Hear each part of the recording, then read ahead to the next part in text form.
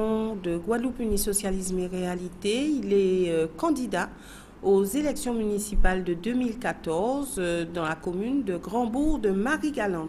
Daniel Simon, bonjour et merci d'être avec nous. Madame Boissy, bonjour. C'est la deuxième fois que nous nous voyons. Et bonjour à toute la population de Marie-Galante qui nous regarde et qui est là simplement pour apprendre, pour connaître ce que le candidat a proposé avec son groupe. Avez Simon, vous êtes de Guadeloupe Unie Socialisme et Réalité. Est-ce qu'on peut dire que ça ne fait pas longtemps que vous avez adhéré à ce parti politique, puisque la première fois que vous êtes venu sur ce plateau, vous n'aviez pas encore de parti politique? Oui, parce qu'au mois de mars de l'année dernière, de cette année, nous étions en pleine négociation, puisque quand le Guadeloupe Socialiste Unie et Réalité m'a contacté, mon but, ce n'était pas simplement d'entrer dans un grand parti. C'est déjà de savoir dans quelle dimension adhérer à ce parti, puisque nous avons d'abord notre mouvement, le mouvement citoyen pour le changement, qui est là pour défendre les grandes causes des grands bourgeois. Et après 9 mois, 8 mois de négociation, nous avons trouvé un terrain d'entente où le GUSR a décidé de comprendre le projet que nous mettons en place et fera tout pour que ce projet puisse être atteint. La seule chose à dire... Je dirais pourquoi Guadeloupe Unie Socialisme et Réalité? Justement, tout simplement parce que c'est parmi les partis avec qui j'ai discuté, ce sont les seuls pour l'instant qui ont compris que Marie-Galante, Grand-Bourg tout particulièrement, ne va pas bien et ont décidé aussi de défendre nos idées. Guadeloupe... Vous avez rencontré, ce qui veut dire que vous avez rencontré d'autres leaders de partis? Oui, mais ça, c'est pas ça. Parce que moi, ce qui m'intéresse, c'est pas simplement d'être un leadership, c'est de vraiment travailler, d'œuvrer pour la population guadeloupéenne et Guadeloupe Socialiste Unie et Réalité. Guadeloupe Unie Socialiste et Réalité, justement, défend le projet guadeloupéen. C'est pour l'instant le parti où la démocratie se fait entendre, puisqu'on arrive à se faire entendre à plusieurs reprises. Quand j'ai parlé du projet Marie-Galante et plus précisément Grand Bourgeois, ils étaient à l'écoute et ils ont compris aussi quel était le projet que nous voulions mettre en place à Marie-Galante. Un projet basé sur l'écoute, basé sur une grande proximité, un projet d'ambition. On y reviendra tout à l'heure. Ouais. Donc, vous dites, je me suis retrouvée au niveau de ce parti. Alors maintenant, vous êtes, je vais dire à part entière, sur un socle de la gauche. Comment pensez-vous justement gérer cette notion d'unité au sein du socle de la gauche? Donc déjà, nous avons le 19 octobre dernier, samedi dernier, nous avons procédé à l'inauguration du comité communal GUSR de Grand-Bourg dont je suis le délégué. Et l'union du socle de la gauche se fait simplement intelligemment. Nous mettons d'abord les compétences d'abord, et pas forcément GUSR, puisque c'est quand même un grand parti, mais qu'est-ce que le GUSR, avec Simon Daniel, le mouvement pour le changement, amène de novateur sur Grand-Bourg? Et c'est là où nous avons trouvé le lien qui nous permet de fédérer la population marie-galantaise, mais nous travaillons aussi intelligemment avec toutes les autres forces vives. Le but, c'est, après tant d'années où nous avons échoué, comment travailler intelligemment, en dehors de nos étiquettes politiques. Parce que même dans mon groupe, le Mouvement citoyen pour les changements, nous sommes de divers horizons. Et nous arrivons à trouver un front commun pour pouvoir avancer dans les affaires de la ville. Alors, quand on dit travailler intelligemment, on sait que quand il y a une bataille électorale, il y a un combat politique à gagner, on se dira que travailler intelligemment n'a plus sa place. C'est là où ça change avec le mouvement citoyen pour le changement. Déjà, je vais vous rectifier un peu votre phrase. Je ne suis pas dans une bagarre, dans une bataille, dans un combat. Certes, il y a des échéances électorales qui arrivent. Il faudra être les meilleurs en termes de projet.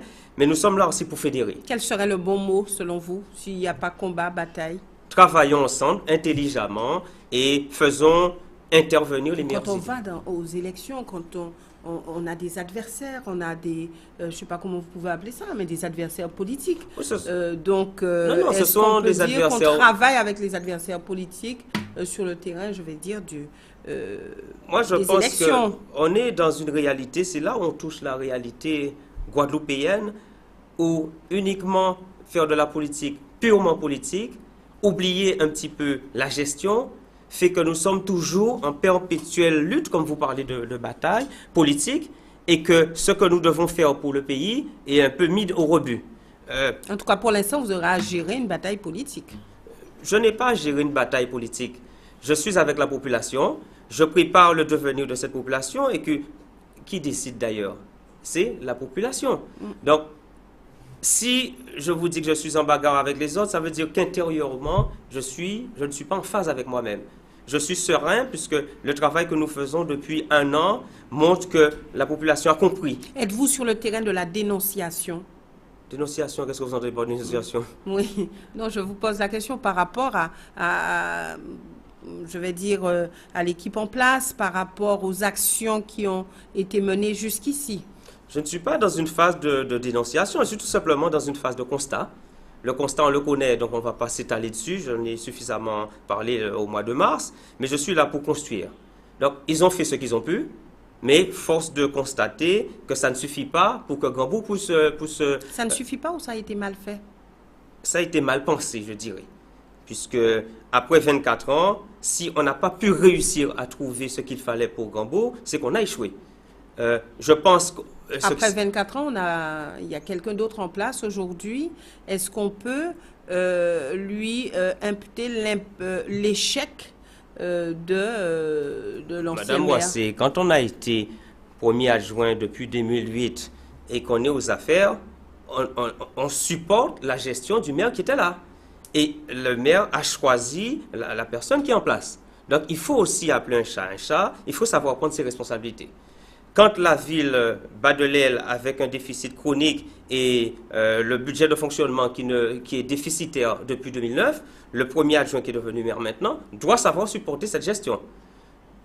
La méthode, remplacer les mêmes pour faire les mêmes choses, comme je le répète, les résultats non seulement seront aussi mauvais, mais seront encore pires. Alors beaucoup ont salué le geste de Patrice Tirolien, beaucoup ont applaudi, je vais dire, hein, cette démarche de se retirer et de laisser la place à un plus jeune ou à quelqu'un d'autre. Apparemment, c'est louable. C'est une délicatesse de dire de se retirer, la démarche de mettre quelqu'un d'autre. Moi, je pense que c'est une façon de reconnaître sa faiblesse, son manque d'intelligence à mener les affaires de la ville, et que simplement passer par-delà l'intérêt populaire, je pense que c'est une tragédie en termes démocratiques. Le vrai rendez-vous pour moi, ce n'est pas ce simulacre, hein, comme je le répète souvent, c'est en mars 2014, un homme ou une femme qui présente une équipe et se dit, voilà ce que je veux pour Marie-Galante, pour Gambou plus précisément. Le nouveau maire maintenant souffre déjà de cette gestion, puisque on voit les mesures un peu à l'emporte-pièce qui sont faites et qui montrent que la continuité n'est pas la solution que le peuple désire. Le nouveau maire était au courant de cette gestion, était au courant de ce qui se passait. Donc, pourquoi dire que le nouveau maire souffre de cette gestion? Si elle ne peut pas souffrir, elle, intérieurement, puisqu'elle est dans la continuité. Donc, mais le peuple voit que rien n'avance. Et c'est pour cela que le mouvement citoyen pour le changement, qui m'a choisi comme candidat, a décidé de faire autrement. Et nous faisons des choses concrètes depuis le départ. Déjà, notre méthode est complètement différente de ce qui a toujours été fait. Pourtant, à un moment donné, on avait cru comprendre que vous étiez quand même plutôt, je vais dire, du côté du maire en place, de l'actuel maire. Oui. On avait plutôt compris que les choses allaient bien entre vous. Je vais vous dire quelque chose. Hein. Depuis ma candidature, j'entends toutes sortes d'alliances. Je suis avec tout le monde. Mais c'est vrai que je suis un homme de progrès.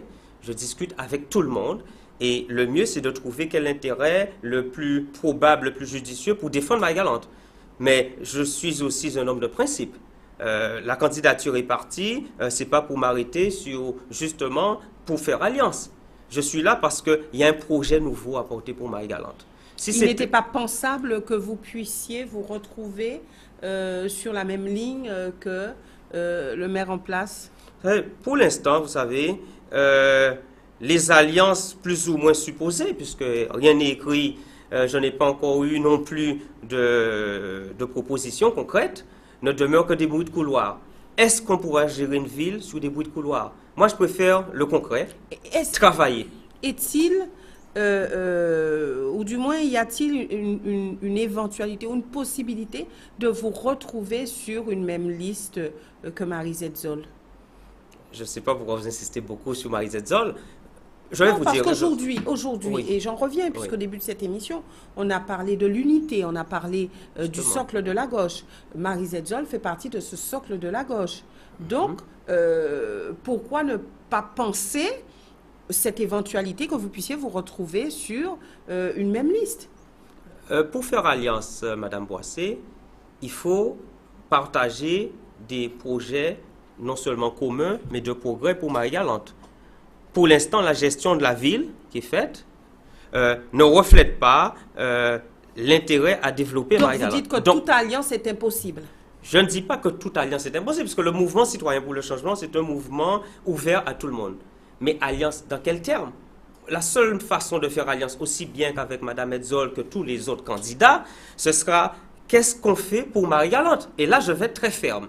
Et je suis dans une course avec le groupe Le Mouvement Citoyen pour le Changement pour changer les choses. Pourquoi forcément m'associer avec une gestion, je ne parle pas de personne, une gestion qui n'a pas fait ses preuves? Donc, nous emmenons des choses nouvelles. Et s'il y a lieu alliance, pourquoi tout le monde ne viendrait pas travailler avec moi? Parce qu'il y a une méthode aussi en termes d'approche, c'est Évariste, puisqu'on m'appelle Évariste souvent, vine en bas, bras en moins. C'est une méthode que je ne tolère pas. Je préfère qu'on dise Évariste, et si on travaillait ensemble? Et c'est pour cela aussi... Donc, Évariste, tête de file, et les autres accompagnent. Non, ce n'est pas Évariste, tête de file. Évariste va travailler avec tout le monde qui aura un intérêt sérieux sur Grand-Bourg. C'est aussi bien l'opposition... Tête de liste ou pas? Tête de liste ou pas. Je ne suis pas non plus... S'il y a tête de liste, pour moi, le rêve, c'est que Marie-Galante s'en sorte, que Grand-Bourg aussi s'en sorte. Que je sois tête de liste ou pas, ce n'est pas l'intérêt. Voilà. Nous vous retrouvons Daniel Simon d'ici quelques instants, puisque c'est l'heure de la publicité. Merci beaucoup.